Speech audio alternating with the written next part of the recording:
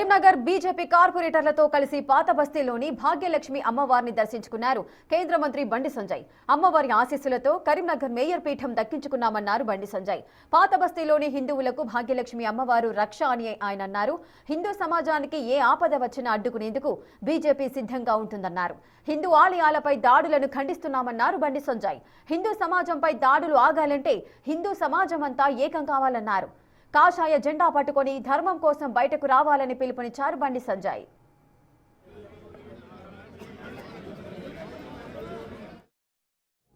ఎప్పుడు ఎన్నికలు జరిగినా ఈ తెలంగాణ రాష్ట్రంలో వచ్చేది భారతీయ జనతా పార్టీ ప్రభుత్వము.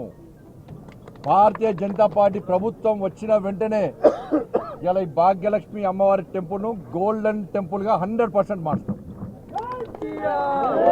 ఇలా పంజాబ్లో స్వర్ణ దేవాలయం ఏ విధంగా ఉందో ఇలా ఈ తెలుగు రాష్ట్రాల్లో ఈ ప్రాంతంలో ఇలా భాగ్యలక్ష్మి అమ్మవారిని ఆ దేవాలయాన్ని గోల్డెన్ టెంపుల్గా మార్చి తీర్థం. ఆ అమ్మవారికి అట్లా సేవ చేసే అవకాశం మాకు ఇవ్వాల్సిందిగా వాళ్ళ అమ్మవారిని వేడుకుంటున్నాం. మేము ఎందుకంటే ఇక్కడ ఉన్నటువంటి హిందూ సమాజానికి రక్ష ఆ తల్లే. కానీ ఈరోజు ఏం జరుగుతుందో ఒక్కసారి హిందూ సమాజం ఆలోచించాలి. అలా కాంగ్రెస్ పార్టీ ఎంఏ పార్టీ కుట్రలు అన్నీ సిగ్గుండాలే. కాంగ్రెస్ పార్టీలకు బీఆర్ఎస్ పార్టీలకు సిగ్గుండాలే.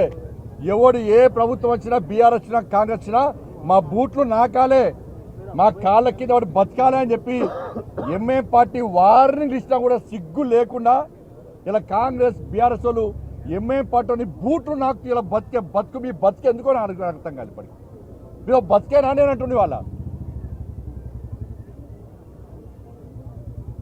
కాంగ్రెస్ పార్టీలో బీఆర్ఎస్ పార్టీలో ఉన్న హిందూ నాయకులారా, హిందూ కార్యకర్తలారా, నేను రెచ్చగొడుతున్న వాస్తవాలు చెప్తున్నాను. నేను మీ లోపల హిందూ రక్తం ప్రవహిస్తే, మీరు నిజంగా హిందువులు అయితే, మీలో పౌరుషం ఉంటే ఆ పార్టీని ఇష్టపడండి. కాషాయం జెండా పట్టుకొని ఇలా భాగ్యలక్ష్మి అమ్మవారి టెంపుల్ సాక్షిగా జై శ్రీరామని గడ్డించండి. ధర్మం కోసం, దేశం కోసం, సమాజం కోసం పనిచేసేటువంటి ఒక సంకల్పం తీసుకొని రావాల్సిందిగా నేను రెండు పార్టీల కార్యకర్తలకు అప్పీల్ చేస్తున్నాను.